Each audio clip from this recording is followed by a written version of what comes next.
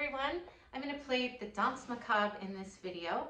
So this one will be a little bit different than the others the other videos I post on the channel, because I'm going to be more instructional in the second half of the video. So this would be similar to what you find inside my Fiddle Life online school, where I really teach and get into it. So if you're interested in checking that out, just look in the comments, because that is its own thing with 2 camera angles, and you can print off all the music, PDFs. So we're going to go ahead and start from the beginning at a faster speed, then I'll play it again slower, and then I'll teach you what I'm doing. So 1, 2, 3, go.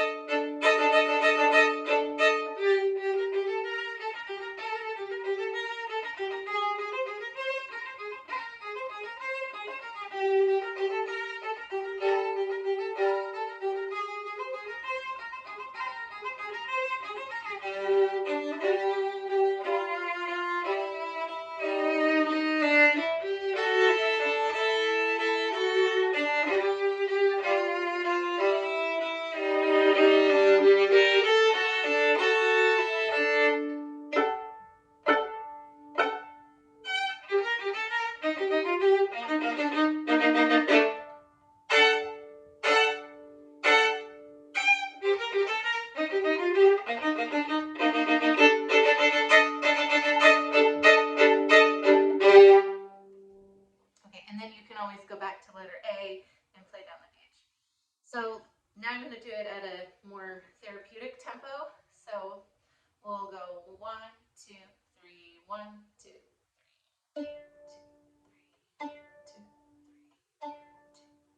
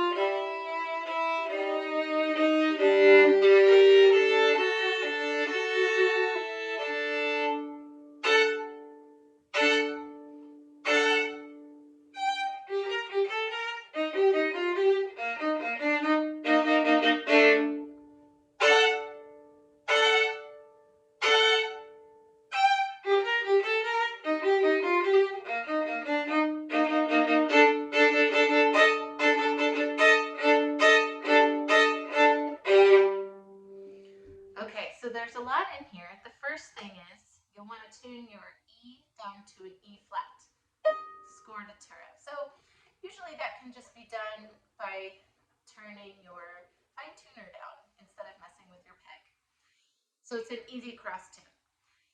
At the beginning, we have our pizzicato. So 2 ways to do it. One, you can use your index finger and pluck over the fingerboard like I was doing. Or you can take your second finger or third finger and pluck from down here. Just make sure your bow's off the string. When we play the arco section, I like to take 2 bows so I can get back to my plucking finger. And it's not as bad as, it's not hard to sustain if you take 2 bows. Okay, then we're going along. Of course, we have, now that we have our E flat on top, you can just play what is usually your open E. And then when you get to letter A, we're in 3rd position. Oh my gosh. So you see in your parts, you have a little dash. That doesn't mean, in this case, it doesn't mean slide. It means shift. Now, when you're doing all this business, and you're just playing open strings, that's a good time to shift and be ready to go with your hand. So when we shift, we take our thumb along with us. It's keeping the same hand shape. So don't leave your thumb down here and just put your finger there. The whole thing goes. So you have to hold with your head so that your hand doesn't have to,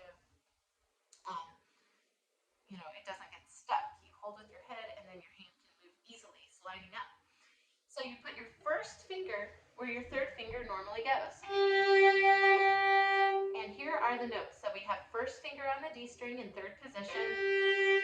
The 2nd finger goes where your 4th finger tape goes for the A, but you're playing an A on the D string.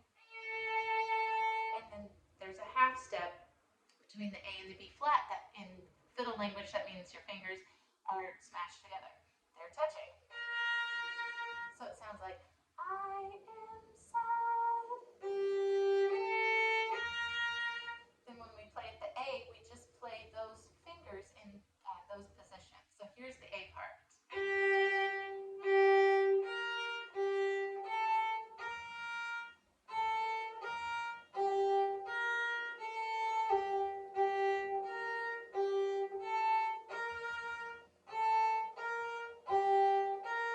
And then we're going to go to a 4th position with our first finger on the A flat. So I've got it here in 3rd position, and I'm going to move it up 1 half step. So remember that that is very close. Half steps are close. From the G to the A flat, which is the next note on your fiddle. So you can practice that shift by playing 3rd position, then 4th position, then back to 3rd.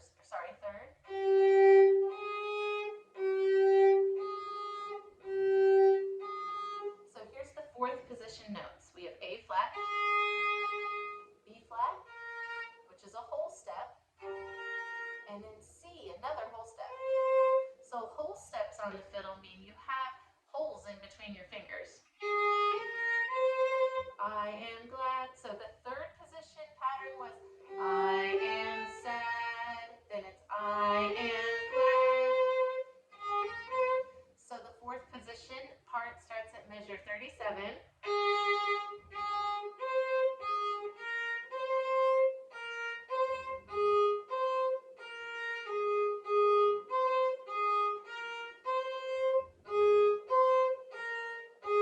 Then we shift back down at letter B. So it's just a little, it's right next door.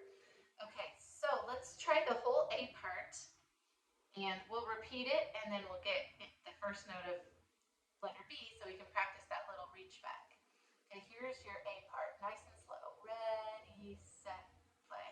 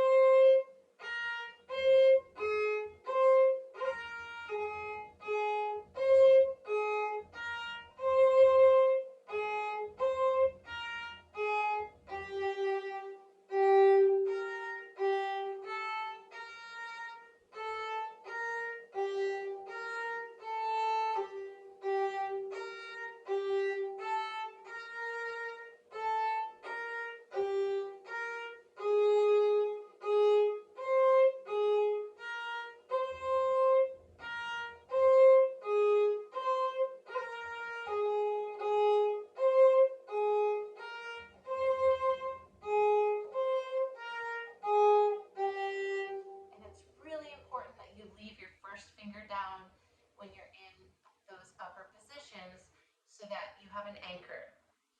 Okay. The B part, pretty. I find it sounds more Halloweeny if you slur each of those quarter notes into the half note. So, and slur, slur. But since we're playing this in a fiddle style, you know, anything goes. Whatever bowing you feel is fine.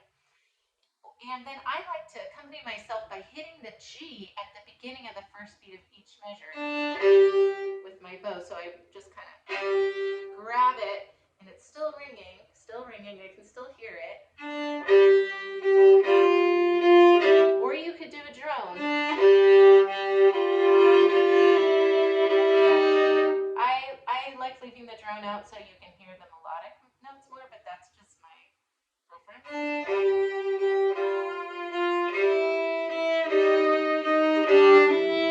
And then at measure 47, 48, I play the open A. Then back to G.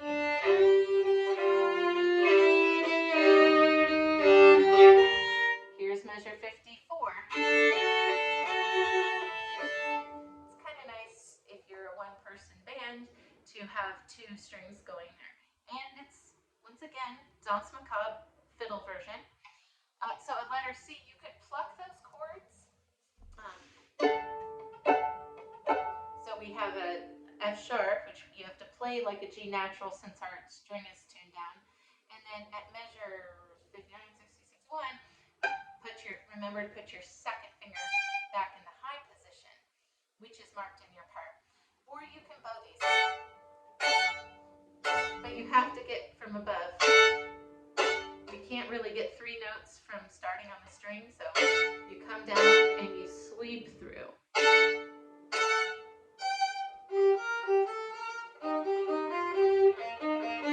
Measure 64, I've left my B flat down on my G string. I just played it.